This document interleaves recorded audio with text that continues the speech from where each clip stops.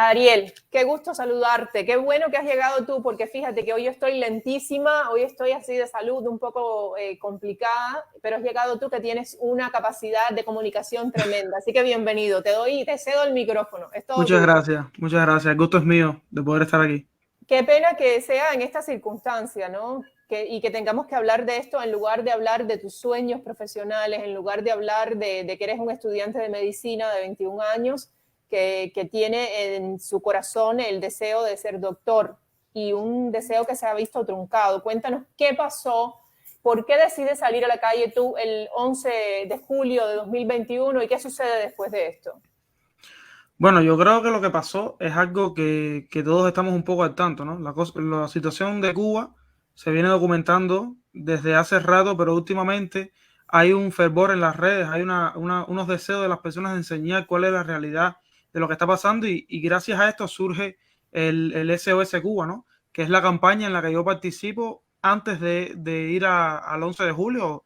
Los días antes ya venía y fue tendencia aproximadamente una semana, durante una semana casi fue tendencia en Cuba y no solamente en Cuba, en más de 10 países del mundo fue tendencia el SOS Cuba, un hashtag que se utilizaba para mostrar al mundo las cosas que estaban sucediendo, simplemente eso, tirar una foto de algo en un hospital y subirlo con el hashtag SOS Cuba, enseñar o darle visibilidad al caso de una persona que no tenía los medicamentos para tratarse de una enfermedad, la crisis de oxígeno, todas las cosas que están sucediendo día a día en Cuba. Entonces, yo creo que este fue el incentivo, o esto fue la chispa que hizo que las personas se dieran cuenta de que no era lo que pensaban. Hay muchas personas, aunque uno no lo crea, que se creen en noticieros, que se creen las cosas que ven por las redes y que no indagan mucho, no buscan mucho más información y simplemente dicen, no, a lo mejor esto lo están diciendo para ganar dinero o para hacer noticias y no están así. Pero ya ver a un amigo tuyo subir una foto, ver a un familiar subir una foto, tú dices, espera, esta persona no tiene por qué mentir, esto tiene que ser real. Entonces se empezó a visibilizar hasta el punto de que el 11 de julio las personas se fueron a las calles de manera totalmente sin planificar. Fue una cosa espontánea, realmente espontánea, del verdadero sentido de la palabra. Y cuando yo lo veo, me siento en el deber moral de unirme. Siempre he profesado mis deseos de manifestarme pacíficamente en contra del gobierno. Y bueno, si estaba la oportunidad que iba a hacer, no me iba a quedar en mi casa. Después yo no iba a poder vivir con el cargo moral, con la conciencia de que todo el mundo fue a la calle, todo el mundo estaba haciendo lo que se tenía que hacer y yo me quedé en mi casa por miedo. Entonces, como miles y miles de cubanos, fui para la calle, fui para lo que más cerca tenía, que era la manifestación en Malecón y Galeano, en esa sección de Malecón y Galeano que estuvo bastante concurrida. Lo que era Malecón y Galeano y Capitolio fueron, yo creo, los lugares más concurridos, al menos en La Habana, de la manifestación. Y bueno, yo fui para allá y no estuve mucho tiempo, la verdad. Yo lo pongo en mis redes sociales cuando voy. Yo tengo un perfil que es de hacer humor y tal, que es un proyecto que llevo Sí. paralelo a todo esto de medicina y toda mi carrera, que como todos sabemos ha estado parado por casi 2 años. En Cuba no existe este modelo de clases no presenciales, funciona muy mal, es pésimo. Y entonces yo me vi perdiendo el tiempo sin hacer nada en mi casa y bueno, se me ocurrió hacer algo paralelo. Esto por suerte tuvo un impacto, tuvo una visibilidad. Yo la utilicé el 11 de julio para intentar igual enseñar a las personas como lo estamos haciendo todos. Mira, estoy aquí, ¿sabes? Yo no te voy a decir que salgas para la calle y yo voy a estar sentado en mi casa. Yo te pongo una foto, yo te mando un tweet, estoy en tal lado. Por si quieres unirte, por si quieres venir, para que veas que no son personas inventadas, que no es una cuenta falsa, que somos personas reales, que estamos en la calle y estamos pidiendo, a lo mejor no estamos pidiéndolo de la misma manera, pero todos estamos pidiendo lo mismo. Ariel, yo quiero compartir, porque, a ver, tú sales a la calle, pero yo tengo unas imágenes que muestran el momento en el que eres arrestado. Y quiero que me hables un poco de lo que vino después, pero también quiero hacerte una pregunta. Después que veamos este video, agradecería tu respuesta. Yo trabajo con un grupo de personas, ¿no? Y que nos sentamos casi todos los días a ver cómo podemos mantener la llama viva, ¿no? Del cubano, de la necesidad del cubano de exigirle al gobierno que escuche su solicitud, que respete sus derechos. Entonces quiero hablar contigo al regresar, después de ver este video que les voy a compartir en el momento en el que Ariel González Falcón, un muchacho de 21 años que salió de manera pacífica, de manera cívica, a exigir libertad el 11 de julio, de 2021 y esto fue lo que le pasó. Vamos a ver estas imágenes.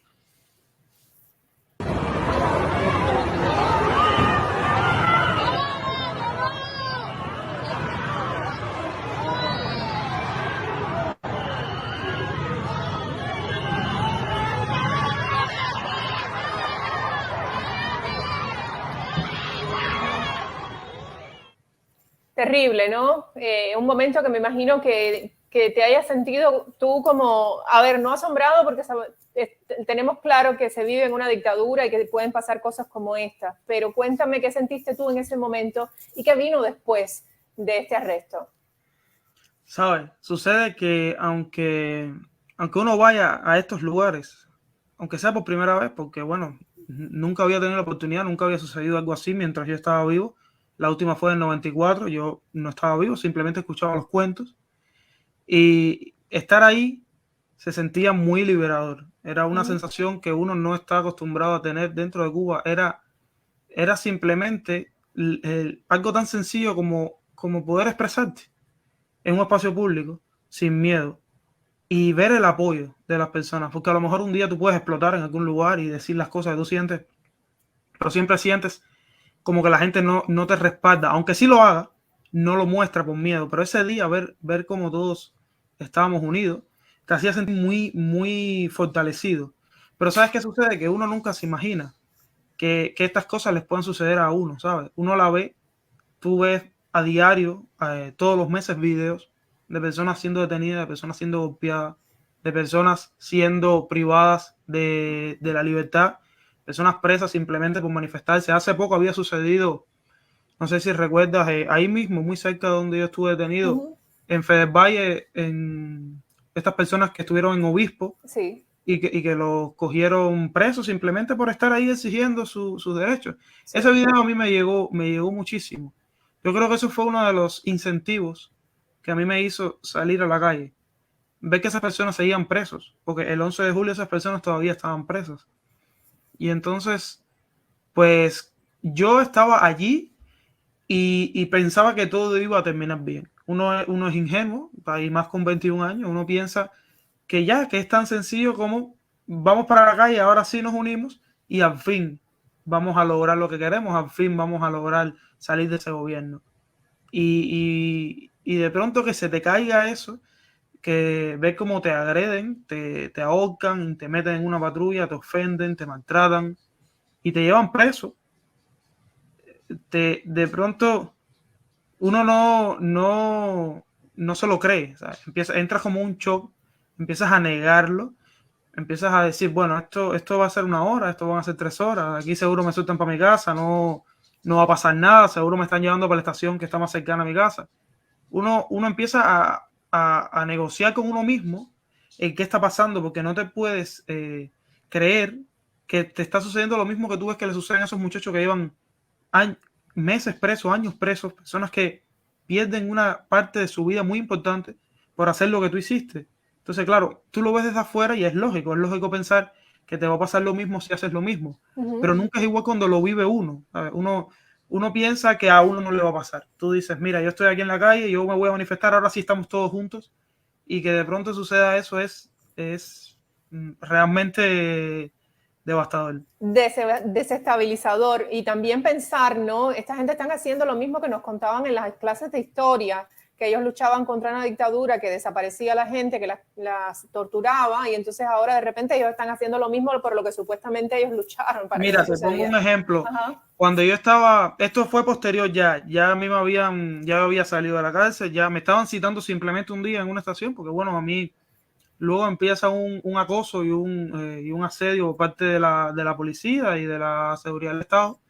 En una de estas citaciones que me hacen, yo estaba esperando en la sala de la estación de policía que está en San Isidro, que es Picota. Estaba ahí. Ahí ellos tienen un mural gigante de esta propaganda que hacen ellos, que es esta propaganda política, que te ponen cómo era antes del 59 y cómo era después del 59 la institución, ¿no? Entonces tú leías lo que decía antes del 59 y no encontrabas ningún cambio con lo que estaba sucediendo hoy en día.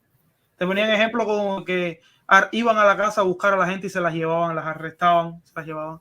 actuaban de noche para usarlo como tortura psicológica. A mí me entrevistaron de noche casi todas las noches mientras estuve preso. O sea, ¿Y pudiste llamar a tu familia, Ariel? no. Ahí nos dijeron que el teléfono estaba roto. No tuvimos acceso en ningún momento a comunicarnos con nuestra familia. La única vez que yo pude hablar con mi familia es cuando ya deciden soltarme, que tengo que utilizar el teléfono para llamar a alguien y que me venga a buscar. Fuera de ahí, no hubo comunicación ninguna. Mi familia estuvo 72 horas sin saber dónde yo me encontraba. Literalmente desaparecido. No tenían idea de dónde yo me encontraba. Fueron incluso a Villamaristas, recorrieron muchísimas instituciones del gobierno de estas represivas, estaciones de policía, Villamaristas, este tipo de lugares. Nadie le decía dónde yo estaba. Ni siquiera en Picota, que es al primer lugar donde yo voy. De Picota me mueven a la cuarta, que es la unidad del cerro, y ni siquiera en Picota fueron capaces de decirle a dónde yo estaba. Y después, ¿cómo logras salir? Porque tú dices, ellos deciden soltarme. ¿Qué pasa ahí que deciden ya que te mandan para la casa? ¿Y cómo tú puedes salir de Cuba? Porque según tengo entendido, estás en España ahora. Sí. A ver, en la cárcel éramos unas 550 personas. O sea, no éramos 1, ni 2, ni 3. Y esto era simplemente una cárcel que no era ni siquiera cárcel. Para nosotros era una penitenciaría de menores, era un centro correccional de menores que había sido en último momento adecuado para estas circunstancias porque ellos evidentemente no tenían capacidad para manejar la cantidad de personas que habían ellos mismos metido presos.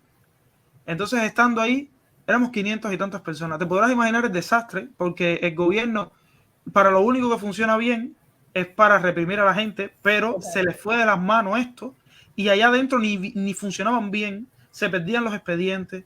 Había que volverte, ya después que estabas terminando, había que volverte a hacer el expediente. Había gente que se quedaba más días simplemente porque se les perdía el expediente. A mí me atendieron como 3 personas diferentes, instructores que le dicen, que son bueno, los que instruyen tu caso, ¿no? Personas que te toman la declaración de dónde tú estabas, porque a nosotros nos procesaron como criminales. Sí. Nos hicieron dar declaraciones, nos enfrentamos a cargos de alteración del orden público, propagación de epidemia. Eran varios cargos, ni siquiera era uno. Entonces, poco a poco fueron soltando personas. Yo no fui ni remotamente la primera persona en irme de ahí.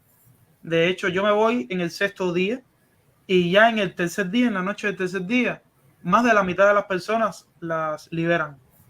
Hacen como un barrido, se quedan un porcentaje bien pequeño. Ahí nosotros, evidentemente, nos empezamos a sentir aún peor porque nosotros estábamos allá adentro como diciendo, bueno, ahora cuando empiezan a soltar gente y ves cómo se va todo el mundo, tú te quedas allá adentro todavía. Tú dices, bueno, a mí me va a pasar algo diferente porque si no, ¿por qué no me fui con esas 300 personas que se fueron? Y entonces... Discúlpame, no quiero que se me pase porque he escuchado historias, ¿no? Al respecto. El celular, ¿qué pasó con tu celular? ¿Lo tenías? Mi celular se pierde cuando a mí me agreden para llevarme preso. No fue que me fueron a buscar y me dijeron móntate ni nada. Sí. Durante esta agresión a mí se me cae el celular. Por suerte ellos no lo recuperan. Al parecer a quien se lo robó y lo habrá vendido o lo que sea. Es lo mejor que me pudo haber pasado. Claro. Porque estando allá adentro te coaccionaban y te decían simplemente que, bueno, si no le dabas la clave del celular, podías estar ahí hasta que decidieras colaborar. No había ningún apuro. Yo tengo amistades que estuvieron allá adentro, que luego hablé con ellos, me contactaron por Facebook, que estuvieron 30 días. Es decir, que para nada era imposible para ellos cumplir su palabra y dejarte un mes allá adentro simplemente porque tú no le querías dar la clave del celular. Cuando tú le dabas la clave del celular, ellos te revisaban hasta los audios de los chats de WhatsApp, todo. No es que iban a la galería a ver si tú grababas un vídeo o te abrían las redes sociales solamente. Ellos revisaban todo el teléfono entero, lo metían por software, por la computadora para analizarlo, sacar copias, todo. El teléfono te lo duplicaban básicamente y lo revisaban entero. Entonces, con iPhone se les hacía un poco más complicado porque, como te digo, ellos son, hasta cierto punto, son hasta ineptos. Entonces, yo escuchaba que tenían como discusiones entre ellos porque no habían logrado... una persona que la tenían allá adentro presa porque todavía el muchacho que tenía que duplicarle el teléfono o que hackearle el teléfono, copiar, no podía hacerlo. Entonces ese muchacho estaba preso ahí, no podía estar en su casa con su familia, no podía hacer nada porque el otro no había logrado copiar los archivos. Cosas así, que tú dirás, esto es surrealista, esto es algo que tú lo cuentas y no me lo creen. Entonces, por suerte, nunca pensé que diría esto, a mí se me pierde el teléfono y bueno, no aparece nada. Ellos allá adentro nunca se hacen referencia a las redes sociales mías. O sea, yo ahí adentro era Ariel, por suerte, y no era Youssou Minasobuco, por suerte. De hecho, hubo como 3 personas que me reconocieron de los que estaban presos igual. Y yo les dije, mira, no me vuelvas a llamar así aquí adentro porque a lo mejor me busco un problema. La declaración que yo estoy dando no corresponde con los datos que están en las redes sociales, donde yo claramente le digo a la gente, estoy aquí, vengan para acá. Y eso es uno de los delitos que estaban penando con cárcel allá adentro. Los oficiales estaban penando con cárcel eso que ellos llaman incitación a delinquir, y 20 cosas que ellos le dicen que no son realmente eso. Y que incluso el fiscal general de la República, por otra parte, es decir, es que como hay algo que uno no puede entender, te está diciendo no es incorrecto ni que se considera un crimen salir a la calle a manifestarse. Pero no, claro, pero bueno, tienen una ley diferente. Dejaron claro bien hace poco con el 15N que te puedes manifestar, pero si te manifiestas a favor del gobierno, que es la manifestación más estúpida, es una celebración, básicamente. Exacto. Es lo único que puedes hacer. Entonces, tú sí puedes ir a la calle, pero celebrar que vives en un gobierno socialista. No puedes manifestarte de ningún tipo, porque estar amparado por la Constitución, eso que ellos metieron a su forma, que el carácter socialista es irrevocable, es el único, y que por lo tanto es anticonstitucional hacer una manifestación. Por lo tanto, eso es letra muerta y es simplemente una manera, es un doble sentido. Te dicen que te puedes manifestar, pero no te dicen a favor de qué, que es lo que ellos luego, cuando tú lo exiges, es la segunda parte que te cuentan. Entonces, yo hago esto en las redes sociales. Cuando yo estoy en la calle, yo subo un vídeo que se muestra incluso por varias televisoras, incluso por los Estados Unidos, que era un vídeo en Malecón, donde se ven a todas las personas en el Malecón. Yo ahí adentro estaba mintiéndole a esa gente descaradamente porque yo no quería hacerles el trabajo a ellos. Mira, si tú encuentras esto y tú me lo confrontas, pues yo veo qué hago. Pero mientras tanto yo te voy a ir diciendo mentiras hasta que, o sea, y no me descubrieron nada. Estando allá adentro todo me sale bien. Ellos me dejan salir. Ya después a mí sí me atiende la seguridad del Estado y es otro trato. Cuando tú dices si me atiende, ¿a qué te refieres? Bueno, atender de una manera muy, como uno dice entre Cuba, porque es lo que uno escucha. Realmente no es atender, realmente es acoso lo que sucedió. A mí me llevan de mi casa sin una orden de arresto ni nada el día de mi cumpleaños, el 4 de agosto.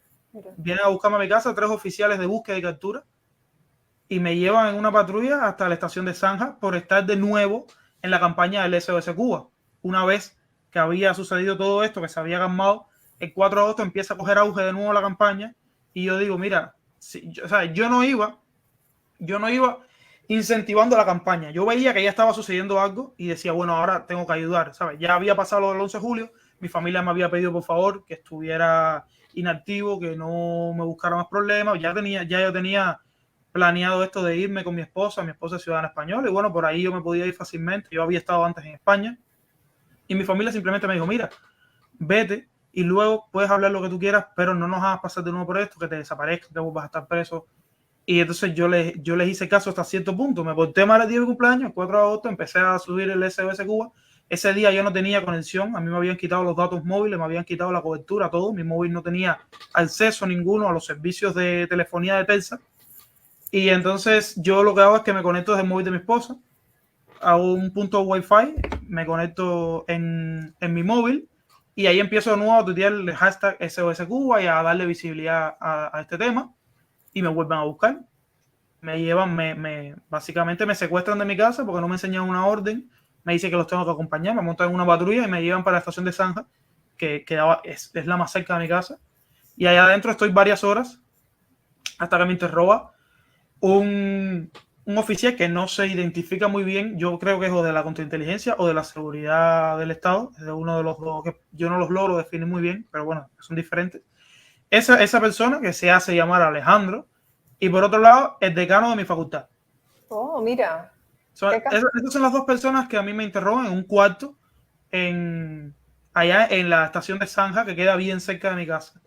Entonces ahí básicamente lo que hacen es se refieren a lo que yo estoy haciendo en las redes, pero me dan un tono que ya yo he tenido amistades que las han citado en la escuela por haber subido algún tipo de contenido y ya yo conocía de qué manera les hablaban. O sea, les hablaban como que ellos no sabían lo que estaban haciendo. Es el chance que ellos te dan te dicen, mira, yo no te voy a juzgar directamente porque a lo mejor tú no sabes lo que tú estás haciendo. Estás confundido, como dicen ellos, ¿no? Estás confundido, exactamente, y están utilizando lo que tú estás haciendo con otros fines. Entonces ahí básicamente me extorsionan y me explican a su manera que tenía dos alternativas. O colaboraba, que es la palabra que ellos utilizan para todo, es colaborar, o me iba de nuevo de ahí, de Zanja, para la cárcel. directamente. Y entonces yo, que hasta más tenía ya fecha de cita, para el visado, lo tenía todo, que simplemente estaba esperando, decidí hacer personalmente, quizás no es lo más heroico, quizás no es lo que hubiese esperado. Algunas personas, por suerte la mayoría de las personas han entendido mi situación, pero algunas personas son muy radicales y me recriminan que yo no haya sacrificado mi vida por decir, mira, yo voy a seguir, porque me hubiesen llevado preso y tampoco hubiese podido hacer nada, porque dentro de la cárcel no me iba a poder comunicar con nadie y iba a ser simplemente otro preso político más. Y me parece que a lo mejor puedo hacer más desde aquí afuera, dándole una visibilidad a lo que me pasó a mí, porque yo creo que no me pasó a mí por ser yo, le podía haber pasado a cualquiera. No fue que me buscaron a mí porque yo hice algo diferente. Yo era un joven más dentro de Cuba, con las mismas situaciones que todos los jóvenes cubanos, y que salí como miles más.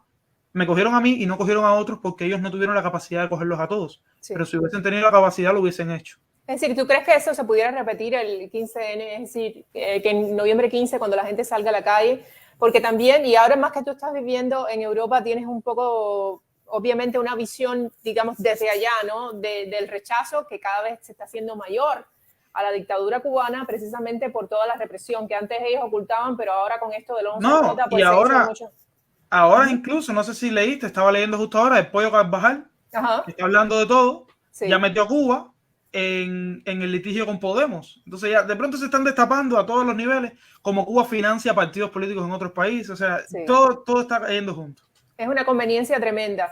¿Tú crees que entonces el 15N puede ser diferente o estaríamos hablando de la misma historia? Yo creo que ellos van a repetir el modus operandi. Ellos no tienen otra cosa que hacer que cortar el internet, lo mismo que hicieron el 11 de julio, intentar hacer lo que tengan que hacer. Yo creo que el gobierno cubano el 11 de julio perdió la poca careta que le quedaba, esa imagen internacional que ellos intentaban mantener a toda costa. Ya su última bandera, su último estandarte, que eran los médicos, ya están incluso calificados como una esclavitud del siglo XXI. Tráfico humano, exactamente. Entonces ellos no tienen ya de qué agarrarse. Ya se sabe a nivel internacional que es una dictadura. Lo que pasa es que eso lleva un tiempo, no cambia en un día, la historia nunca avanza en un día o en 2 días, tristemente es un proceso lento. Y yo creo que ellos van a hacer lo mismo, van a volver a cortar el internet, van a volver a reprimir a las personas. Yo lo que creo es que ya las personas no van a ser las mismas.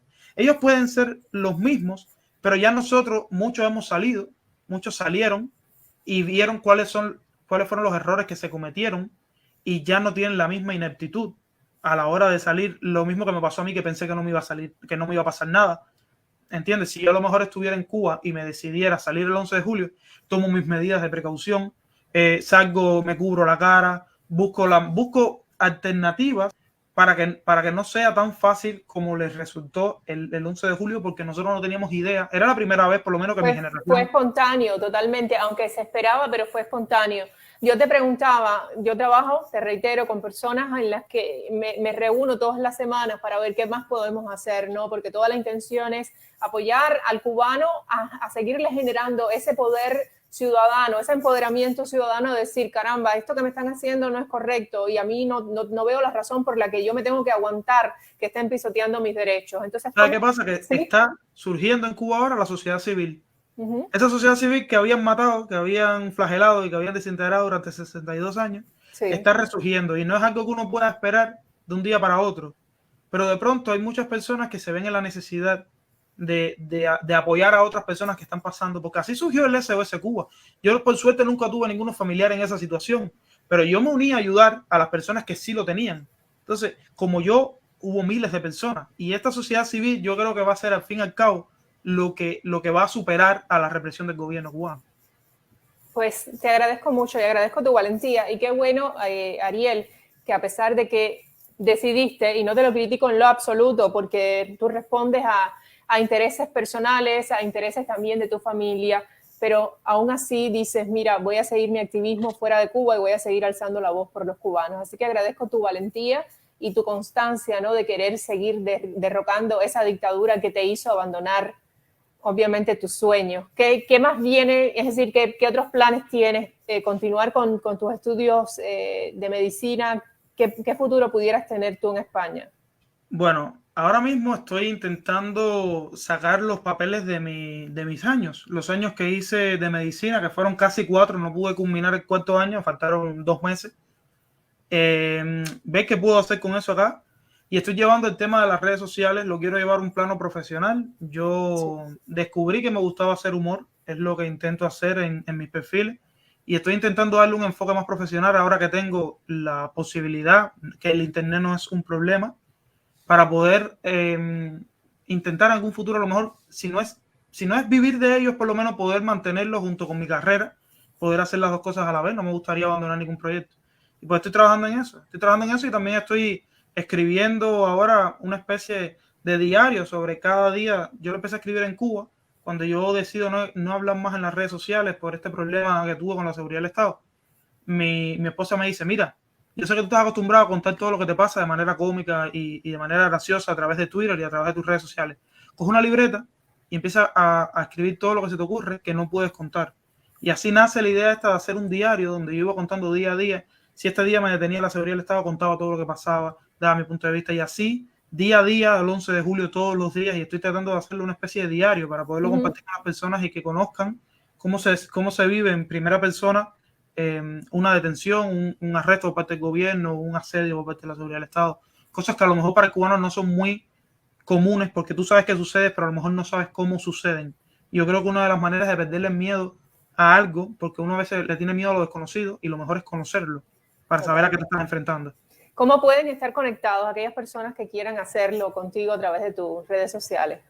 A mí me pueden encontrar en mis redes sociales, en todas las redes sociales hasta ahora que existen, yo creo, como yo uso mi nasobuco, que es, bueno, la manera cubana de decirle a la mascarilla.